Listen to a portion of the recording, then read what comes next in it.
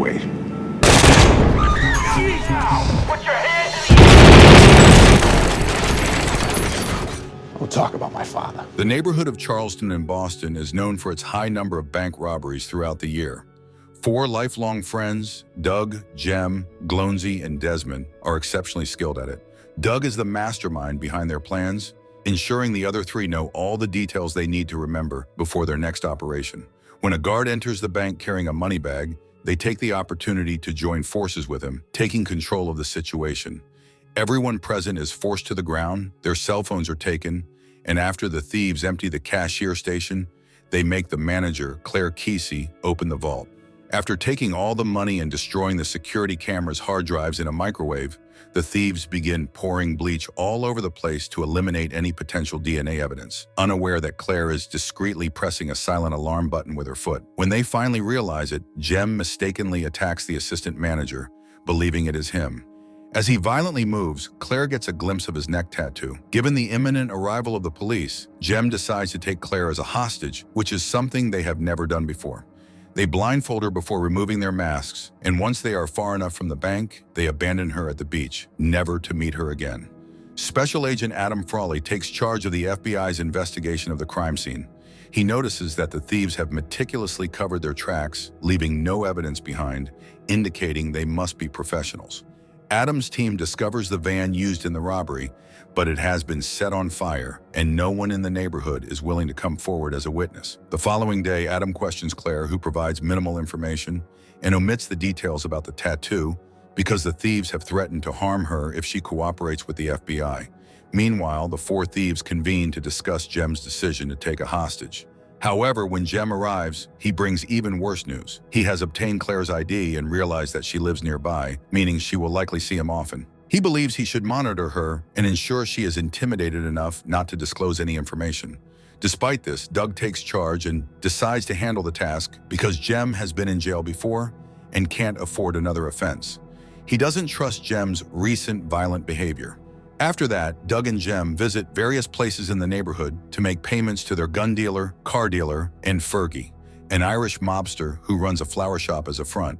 They then spend the evening drinking, gambling, and using drugs with the girls. The next night, the 4 of them are at a bar when Krista Coughlin, Jem's sister and a single mother, approaches them. Krista and Doug used to be in a relationship, and she tells him she misses him. However, Doug wants nothing to do with her and leaves. Later, when Doug is watching TV at his place, Krista lets herself in with her old keys and makes love to him on the couch. Down in a small-knit community, we took care of each other, we were protected. The next day, Doug follows Claire and enters the laundromat after her. When she starts crying because she finds faded bloodstains on her shirt, he takes the shirt to make contact, pretending to comfort her. To make her feel better, he takes her out for a drink. They chat and bond, although Doug lies and tells her he works in construction and that his dad lives in the suburbs instead of being in prison. Then he takes her on a boat ride, claiming it belongs to a friend, but actually, he is breaking in just for this. When she asks him about all the bank robbers that live in Charlestown, he just says stories are exaggerated. The following day, when Doug meets Jem, he tells him he has Claire under control and that she doesn't need to be killed. After interrogating and beating up a criminal contact, Adam gets a clue. These thieves didn't do trucks like others, but knew how to work the box. This knowledge can only be acquired while working somewhere like Veracom, so they start looking into work records and employee profiles.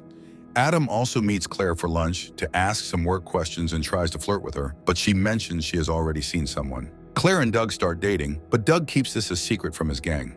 As they grow closer, they begin sharing more about themselves. Claire reveals she is working with the FBI, and Doug feigns curiosity, asking her if they have any potential suspects. She also mentions a tattoo she saw, but hesitates to bring it up to Adam because it could endanger her. Doug advises her to keep it a secret as leverage, mainly to avoid witness protection. In return, Doug shares that his mom left him when he was 6, and despite his efforts to find her, his dad did nothing about it. During one of their dates, Claire mentioned that she had to take a longer route to work to avoid gang members throwing bottles at her car if she took the usual road. Doug, whose feelings seem to have been affected by Claire, becomes anxious and upset that the bullies have harassed her before. After dropping her off at her home, Doug picks up Jem, and together they confront the attackers. Doug only beats them up and plants some drugs, warning them to leave before the weekend. But Jem goes too far and shoots one of the men in the leg, revealing his face to them before leaving. No? What'd you do? I'll tell the cops. See my face? Doug is unhappy with Jem's recent violent behavior. Meanwhile, Adam discovers that Desmond, a Vericom employee, has taken sick days that coincide with the dates of several bank robberies. This leads them to follow Desmond to a family barbecue and uncover the identities of the entire gang. However, they still lack concrete evidence to apprehend them. Adam orders his agents to keep surveillance on all of them for now. During lunch on a sunny day, Claire mentions to Doug that the weather reminds her of the day her brother died. While she briefly steps away to go to the restroom, Jem unexpectedly joins Doug at the table, causing Doug to worry that Jem might uncover his secret. Despite Doug's attempts to make Jem leave, Claire returns. Jem, though clearly shocked to see her, engages in casual conversation before departing. Doug discreetly covers a tattoo on his neck when bidding Jem goodbye. All right, brother. Take care of yourself, all right? Later, Jem confronts Doug about Claire, expressing concern about the risk of being involved with someone who could potentially send them to jail. Although Jem has yet to inform the others, he urges Doug to take action and insists they proceed with their next operation. Doug, however, is hesitant about the next robbery due to his dislike of the individuals they would be working with and suggests finding someone else. Jem insists that Doug comply because it will be his last job. Subsequently, Doug visits his father in prison to inform him that he may be facing incarceration and to question why his father never sought out his mother. His father says there is no point in turning someone into a mother who does not want to be one. When Friday arrives, it is time for their next operation. They obtain hair from a salon to plant as fake evidence, thoroughly clean themselves, and use bleach to remove fingerprints from all their equipment. Then they follow an armored truck in their car and rob it as soon as it parks. They start smoothly, but one of the guards tries to fight back and aims his gun at them. The police are also coming after them, so to avoid wasting more time, they shoot at the guard and drive away as fast as possible to avoid getting caught.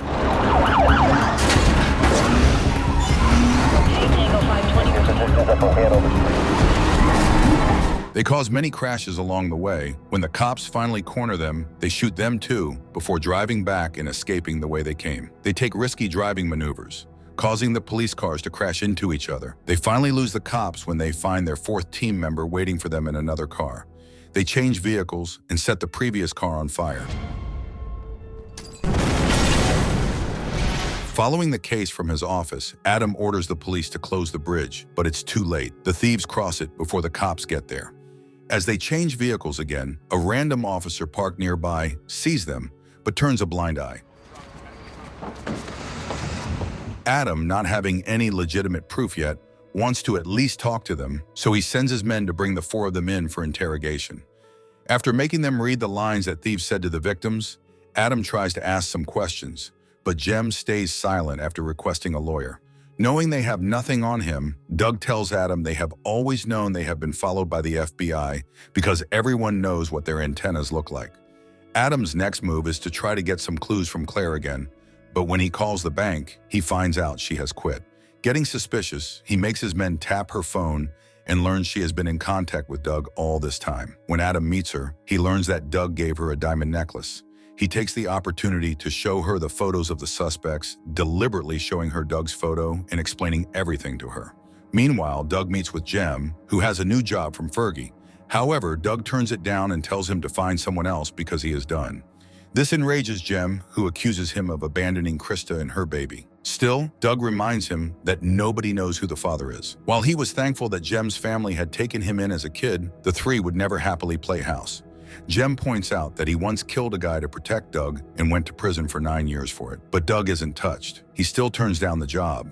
He then goes to see Fergie to inform him of this, but Fergie doesn't want anybody else because Doug is the real brain here. He also reveals that Doug's father went solo many years ago too, and that is why he hooked his mother up with drugs. She never left. She died of overdoses, and Doug has been lied to all this time.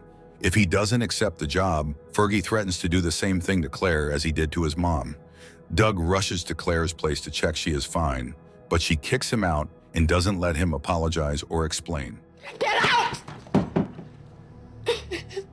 From then on, he tries to keep an eye on her apartment and sees one of Fergie's thugs hang a funeral wreath on her door. Doug reluctantly accepts that he will have no choice but to take this job. After informing Krista that he will leave after this job, Doug attempts to talk to Claire again. He assures her that he will not harm her, stating that although he has robbed many banks, he has never taken a life. He then asks her to wait for him before he departs. I'm in. The crew gathers to listen to Fergie's plan. He possesses insider information for robbing Fenway Park, and they plan to carry it out the morning after the big game when the safes will be complete. While discussing the plan, Adam approaches Krista at a bar, suspecting she may be the weak link in the group. After pretending to flirt with her, he reveals his badge and hints that he knows she works for Fergie. When she requests a lawyer, he takes action. He begins to sow discord by pointing out that even though she was with Doug for many years, he never bought her a diamond necklace. Krista gives him false information, causing Adam and his team to follow the wrong truck on the day of the operation. Krista visits Doug to ask him to take her with him because she also wants a new life. But Doug kicks her out after telling her he is leaving with someone else. Later, Adam finds her in the hospital after she crashes her car while under the influence. He promises to find protection for her and her child in exchange for information. Feeling used, she gives in and tells him about Fenway Park. Meanwhile, Desmond uses his electrician's knowledge to disable the alarms and security cameras. Doug and Jem dress up as cops and are allowed inside the stadium by Fergie's contact. They encounter employees and guards, but their police act fails, and they end up using their guns to make the men lower themselves to the floor so they can tie them up. Then they proceed to the cash room and force the employees to open the door, threatening harm to their loved ones if they try anything. They are allowed to enter. After gathering as much money as possible, they go through the parking lot where Glonzy and Desmond are waiting for them in an ambulance. The FBI surrounds the area, but when Jem notices their attempt to sneak in, he opens fire. A fierce confrontation between the thieves and the agents ensues, and Glonzy gets hit in the midst of it, but luckily he is wearing a vest. While the remaining three exchange fire, Desmond sneaks back and opens the door to push the truck with the agents out of there.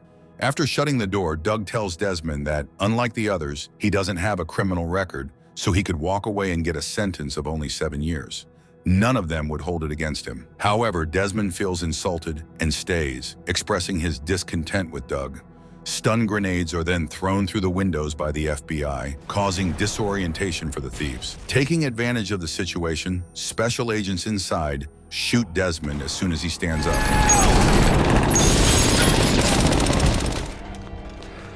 Glonzy decides on a risky plan. He will drive out and divert the FBI's attention, allowing Doug and Jem to change into police uniforms and walk through the main door, as the FBI won't expect honest police officers. Doug is concerned about Glonzy's safety in this plan, but he assures him he is a skilled driver and knows how to evade capture. The ambulance leaves and manages to drive away without any issues. Still, when the FBI fails to stop it by shooting at its wheels, a sniper fatally shoots Glonzy in the head. As the FBI inspects the ambulance, believing all the thieves are inside, Doug and Jem successfully change into their cop uniforms and easily blend in with other officers to make their escape. However, their ruse doesn't last long, as the FBI receives information from the tied-up employees claiming they were attacked by fake cops. Adam immediately begins to search for officers displaying suspicious behavior. He notices Jem walking briskly with a large bag over his shoulder and tails him into a parking lot. As soon as Adam calls out to him, Jem opens fire on him, and soon he finds himself surrounded by the FBI and police while Doug watches from across the street. Adam manages to injure Jem in the leg, so he takes cover behind a mailbox, only to realize he is out of bullets. Refusing to go back to jail, he takes his own life by walking out with his guns in hand, prompting the agents to shoot him on the spot.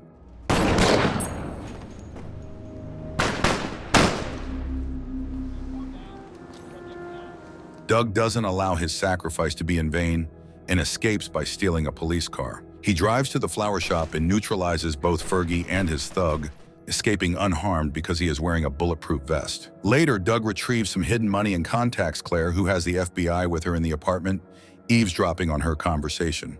Claire invites him to come over, claiming she is alone. Still, Doug knows she is lying because he observes the apartment from a neighboring building. He agrees, asking her to meet him at the back door in an hour. After apologizing again, Claire subtly hints to Doug that it's a trap by mentioning sunny days to her, and Doug plays along.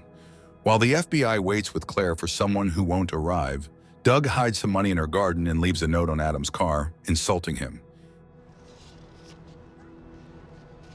Then he leaves the city by train while wearing an MBTA uniform. Adam is suspicious of Claire's sunny day line, but it's too cryptic to use as evidence. Claire is free of any possible charges. Days later, she finds the money Doug left for her with a note saying they may see each other again one day. She decides to donate it to refurbish the localized hockey arena where Doug once played in memory of his mother.